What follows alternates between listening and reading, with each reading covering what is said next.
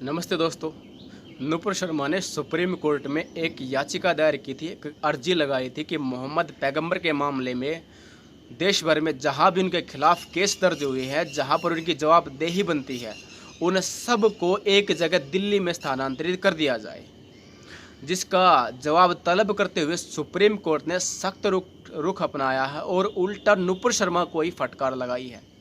जबकि जो ये मामला था, जिस मामले में नुपुर शर्मा ने अर्जी लगाई थी, उसके विपरीत सुप्रीम कोर्ट ने जवाब तलब किया है। सुप्रीम कोर्ट ने नुपुर शर्मा को फटकारते हुए कहा कि देश में जो भी हिंसाएं हो रही है, जो भी देश में असामाजिक तत्व जो क्रियाएं कर रहे हैं, और तो और अभी जो राजस्थान के उदयपुर में जो हिंदू युवक कन्हैया लाल की हत्या हुई, उन सब की जिम्मेदार नुपुर शर्मा है। और नुपुर शर्मा ने इस निंदा की है, इसकी उन्हें सरेआम सार्वजनिक तौर पर माफ़ी मांग लेनी चाहिए। जबकि नुपुर शर्मा इस मामले में माफ़ी मांग चुकी है। दोस्तों, मामला ये है कि ज्ञानव्यापी मस्जिद की जब वीडियोग्राफी हुई और जब इसकी फ़ोटोग्राफी हुई, तो उस वीडियोग्राफी और फोटोग्राफी में स्पष्ट हुआ कि ज्ञानव्यापी मस्जिद में शिवलिंग है, 12 फुट लंबा शिवलिंग है। तो हिंदू पक्ष की, जिसकी शिवलिंग के प्रति पहले से ही श्रद्धा थी, वो अब और उदार हो गई। अब हिंदू पक्ष चाहता था कि वो शिवलिंग पर क्या करे, दूध चढ़ाए, जल चढ़ाए, अपनी पूजा करे, जो उसकी पूजा पद्धति है वो उसको अपनाए, और उसका जो क्षेत्र है, जो शिवलिंग का जो क्षेत्र है, वो हिंदू पक्ष के उसमें दायरे में आ जाए, ताकि उस पर जो भी क्रिया हो हिंदू पक्ष ही करे, उसको मुस्लिम पक्ष उससे दूर रहे। जबकि मुस्लिम पक्ष उस शिवलिंग पर वजू किया करता था, नमाज से पूर्व वहाँ पर हाथ धोए जाते थे, पैर धोए जाते थे, वहाँ पर कुल्ला किया जाता था। और मुस्लिम पक्ष उसको फवारा बताने से बाज नहीं आया। मुस्लिम पक्ष ने कहा कि ये शिवलिंग नहीं, ये फवारा है। और तो और उसे जो शिवलिंग था उसे लिंग बताया गया। और तो और जो रोडों पर जो बैरिकेड्स लगाए जाते हैं जो रोकने के लिए, जो फुटपाथ पर जो बैरिकेड्स लगाए जाते हैं, उनको भी शिवलिंग बताया गया कि कहीं हिंदू पक्ष इनको भी ना उखाड़ कर ले जाए। मतलब मुस्लिम पक्ष से जो बन पड़ा, उन्होंने शिवलिंग के बारे में वो कहा, जिससे इस निंदा नहीं हुई। लेकिन जैसे ही नुपुर शर्मा ने कहा कि तुम्हारे मोहम्मद पैगंबर, तुम्हारे प्रोफेट, जिसने 6 साल की कन्या से निकाह किया और उस 9 साल की उम्र में उसके साथ संबंध बनाए, और तुम्हारे उड़ते हुए घोड़े सुन पाओगे, केवल इतना ही कहा था। इससे मुस्लिम पक्ष भड़क गया, क्योंकि इस निंदा हो गई। उन्होंने शिवलिंग के बारे में क्या कुछ नहीं कहा, उन्होंने पार्वती माता के बारे में क्या कुछ नहीं कहा, सीता माता के बारे में क्या कुछ नहीं कहा। शिवलिंग के बारे में जो मन में आया, जो मुंह में आया, वो वही बार फेंक दिया। वो इस निंदा नहीं हुई। लेकिन नुपुर शर्मा ने जो कहा, उससे इस निंदा हो गई, जिस कारण देश में जगह जगह पर हिंसा हुई, जिस कारण देश में जगह जगह से, जिस कारण दुनिया भर के कोने कोने से नुपुर शर्मा को जान से मारने की धमकियां दी गई, नुपुर शर्मा के खिलाफ एफआईआर दर्ज करवाई गई। देश में जो लोग शरिया को मानते हैं, जो लोग कुरान को मानते हैं, जो लोग धर्म से अपने देश को चला रहे हैं, वो लोग भी 15 से 20 लोग भारत के विरोध में खड़े हो गए। क्यों? क्योंकि इस्लाम पर बात आ गई थी।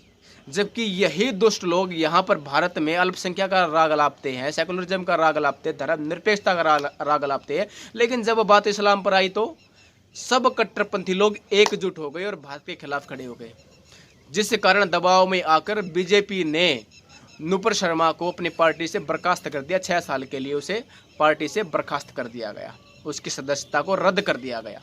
और जिस कारण नुपुर शर्मा ने कथित तौर पर माफ़ी मांगी थी, लेकिन सुप्रीम कोर्ट ने कहा कि उन्होंने माफ़ी मांगने में भी देरी लगाई। अब उन्हें सार्वजनिक तौर पर टीवी पर आकर सबसे माफ़ी मांगनी चाहिए। क्या ऐसा करना ठीक है? अभी जो राजस्थान में घटना हुई है, सुप्रीम कोर्ट ने इसका कोई जिक्र नहीं किया। अभी तक जो नरसंस हत्याएं हुई हैं, अभी तक जो हिंसाएं की गई, अभी तक तो प्रशासन पर जो पत्थर बरसाए गए हैं, जो मुस्लिम पक्ष के जो कट्टरपंथी लोग थे, जो असामाजिक तत्व थे, उसने जिन जिन घटनाओं को अंजाम दिया है, सुप्रीम कोर्ट ने इन पर कोई जवाबदेही नहीं दी। सुप्रीम कोर्ट की कोई जवाबदेही नहीं है। सिर्फ सुप्रीम कोर्ट ने कहा कि नुपुर शर्मा ने इस निंदा की है और उसको इसकी माफ़ी सरेआम मांगनी चाहिए। जबकि ये सरासर एक तरफा मामला बनता दिखाई दे रहा है।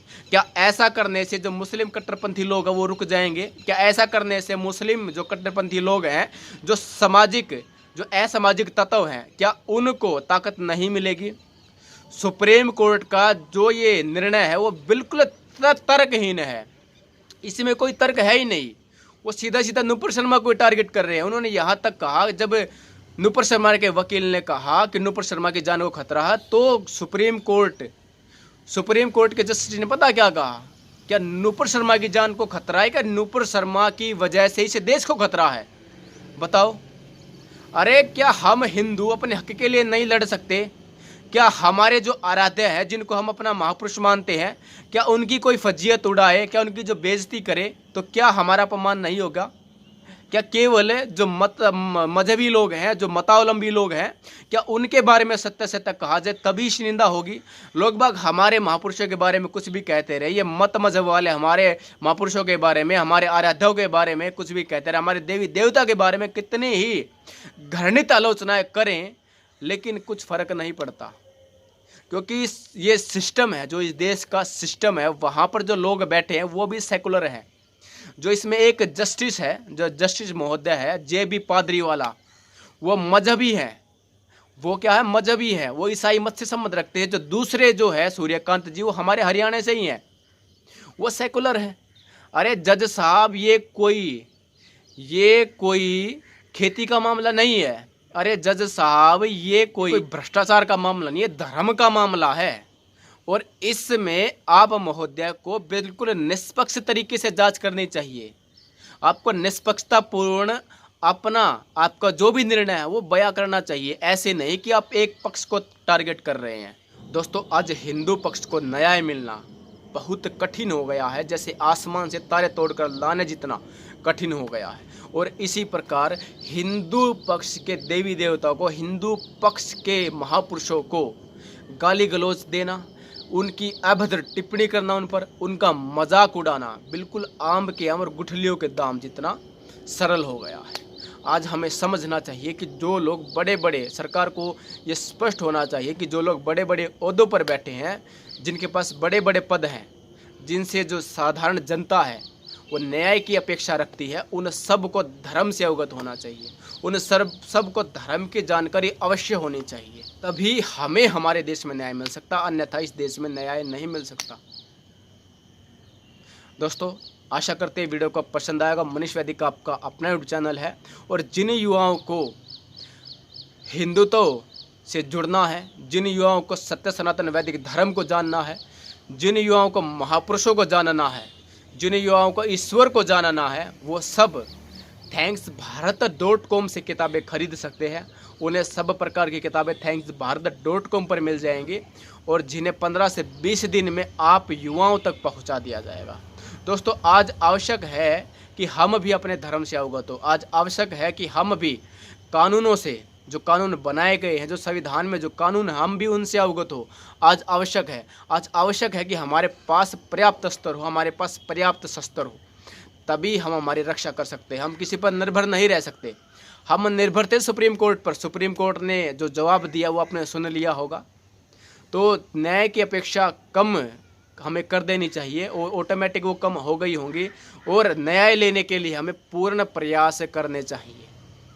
दोस्तों, मिलते हैं कि नई वीडियो के साथ। जब तक के लिए जय श्री राम, नमस्ते दोस्तों।